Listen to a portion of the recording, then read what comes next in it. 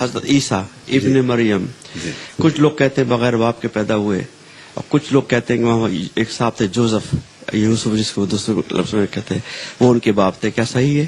میں اس کہتا ہوں جو دوسری بات ہے اس کا میں پہلے جواب دیتا ہوں کہ وہ بالکل غلط بات ہے اور قرآن کریم سے متصادم ہے.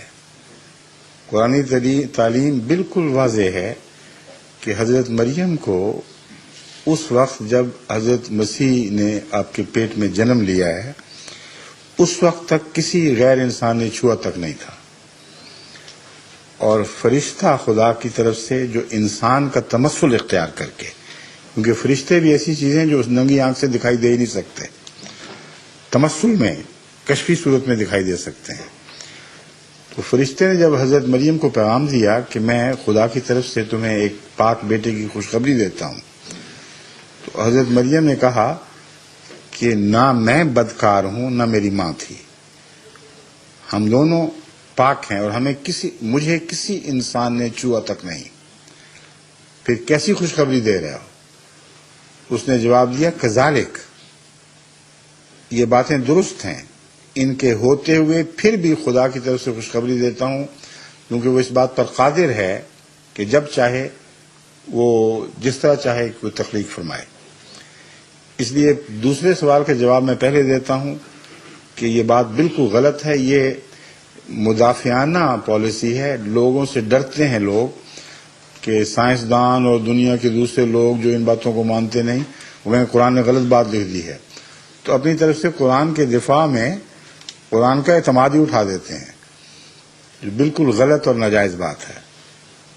واقعہ یہ ہے کہ انسانی زندگی سے پہلے بھی تمام حیوانی زندگی میں ایسے جانوروں کی قسمیں ہیں جن میں، اور پودوں کی بھی ایسی قسمیں ہیں جن میں مرد اور عورت یعنی میل اور فیمیل، نر اور مادہ ایک ہی وجود کے اندر ملتے ہیں، اور اس کے نتیجے میں انٹرنل فرٹیلائزیشن بھی ہو جاتی ہے، باوجود اس کے کہ بالعموم خدا تعالیٰ نے ایسا نظام کیا ہے کہ ان دونوں باتوں کے اکٹھا ہونے کے باوجود دوسروں کے سپرم یا ان کے پولن سے وہ ایک دوسرا پھول یا جانور حمل ٹھہرا لے، لیکن اندرونی طور پر ہونا ممکن ہے اور قطعی طور پر سائنس کے لحاظ سے ثابت ہے.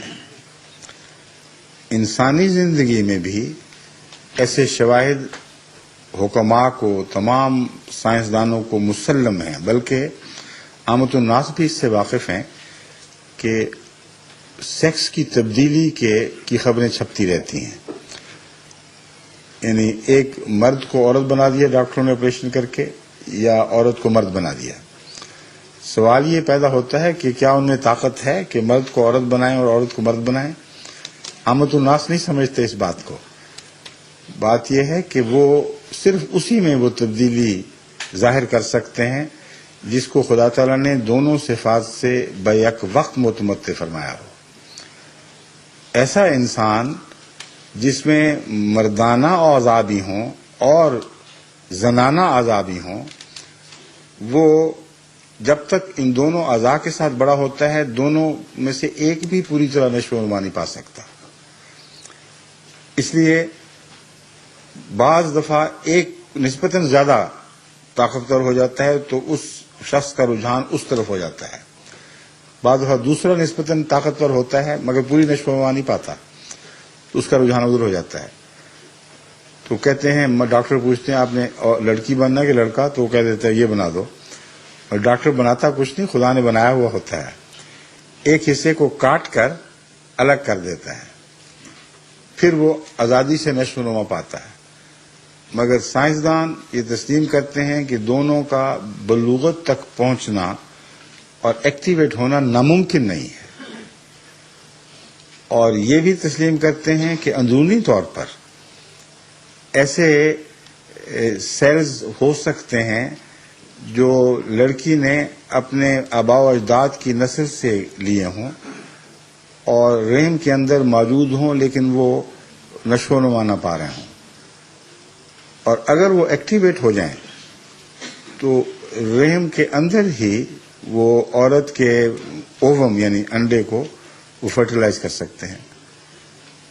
اور یہ بھی وہ بات ہے جس کو دنیا کے ڈاکٹر تسلیم کرتے ہیں. لیکن اس قسم کی سیلف فرٹیلائزیشن کے متعلق عموماً سائنسدان یہ کہتے ہیں کہ ہمارے تجربے میں صرف اس کے نتیجے میں لڑکی پیدا ہونا ثابت ہے، لڑکا پیدا ہونا ثابت نہیں ہے. مگر اب جو نئی تحقیق مسلم ہو چکی ہے وہ یہ ہے کہ ہمارا یہ نظریہ غلط تھا.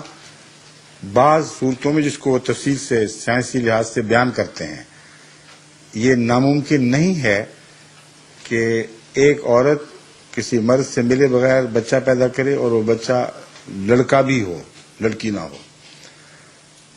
تو سائنس نے جب یہاں تک تحقیق کر لی ہے تو اس کو غیر طبی کہنا ویسے ہی ناجائز ہے.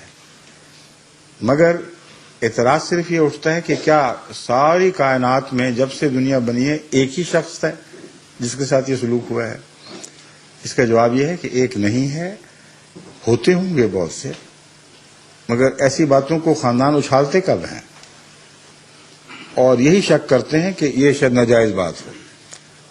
اور ڈاکٹری تحقیق یا سائنٹیفک ریسرچ کا پرانے زمانے میں موقع ہی کوئی نہیں تھا. یہ ترقی کرتے کرتے اب اس مقام پہ پہنچی ہے کہ گہرے مطالعہ کے بعد، ان کے جینیٹک سیلز کے مطالعہ کے بعد، ان کے D N A R N A کو دیکھتے ہوئے یہ دیکھ سکیں کہ واقعتاً یہ لڑکی کنواری تھی یا کسی غیر مرد سے ملی تھی. پہلے زمانوں میں کہاں یہ سہولتیں تھیں. اور ابھی بھی اگر کوئی واقعہ ہوگا تو کوئی بتائے گا نہیں کسی کو، کیونکہ لوگوں نے شک ہی کرنا ہے. اس لیے ایک ہی ایسا واقعہ ہے جہاں گواہی دی گئی ہے خدا کی طرف سے، بس اس کی انفرادی حیثیت گواہی کی حیثیت ہے، نہ کہ واقعہ کی انفرادی ہونے کی حیثیت. یہ ہو سکتا ہے تو ہوا ہے، لیکن تصرف الہی کتابیں ایسا ہوا. اور اس قرآن کریم کا ساری دنیا پر یہ احسان ہے کہ ایسی بچیوں کو الزام سے پاک کر دیا جو یہ اصرار کریں اور خدا کی قسم کھا کے گواہی دیں کہ ہم پاک ہیں. جب یہ پاک کر دیا گیا تو اب کسی کا یہ حق نہیں جب تک وہ اقرار نہ کرے یا دوسرا مرد پکڑا نہ جائے جس نے اس سے کوئی ایسی حرکت کی، اس کو کوئی سزا نہیں مل سکتی. لیکن اب سائنسی ذریعے سے یہ ممکن ہو گیا ہے کہ ایسی عورت کے دعوے کی تحقیق کی جا سکے اور پھر ثابت کر دیا جائے کہ واقعتاً معصوم تھی کہ نہیں تھی. اتنے لمبے جھگڑوں کی کوئی ضرورت نہیں، کیونکہ ایسے واقعات دبا دیے جاتے ہیں. تو قرآن کریم کی روح سے خدا ہر چیز پر قادر ہے، اس میں کوئی شک نہیں. لیکن ایک قادر ذات ایسے قوانین نہیں بنایا کرتی جس کو اسے خود توڑنا پڑے. اس لیے جماعت احمدیہ کا یہ مسلک بھی غور سے سمجھنا چاہیے. ہم ہرگز یہ نہیں کہتے کہ خدا ہر چیز پر قادر نہیں ہے. ہم یہ کہتے ہیں قادر بھی ہے اور حکیم بھی ہے. انسانی قوانین اس لیے ٹوٹتے ہیں کہ انسان مستقبل میں اپنے ذہن کو پہنچا نہیں سکتے کہ شاید یہ ضرورت پڑ جائے، شاید وہ ضرورت پڑ جائے. اس لیے بار بار قانون بنتے اور ٹوٹتے ہیں. قانون قدرت کا کمال ہے، اور یہ خدا کی ہستی پر سب سے بڑی گواہی ہے کہ 20 ارب یا کچھ کم سال سے یہ قوانین جاری ہیں اور ان کو توڑنے کی ضرورت نہیں پڑی. تمام قوانین مکمل طور پر ایک دوسرے کے ساتھ ہم آہنگی کے ساتھ جاری ہیں. تو خدا کو کیا ضرورت ہے ایسے قوانین بنانے کی جن کے مطابق بعد میں وہ کہے ہو یہ تو توڑنے کی ضرورت پڑے گی.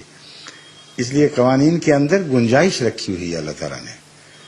اس لیے غیر طبی باتیں وہ نہیں کیا کرتا، اس کی شان کے خلاف ہے. ہاں انسان بعض دفعہ اس کے افعال کو سمجھ نہیں سکتا، اور جو چیزیں آج غیر طبی دکھائی دیتی ہیں کل کو ان کا طبی ہونا ثابت ہو جاتا ہے. ٹھیک ہے.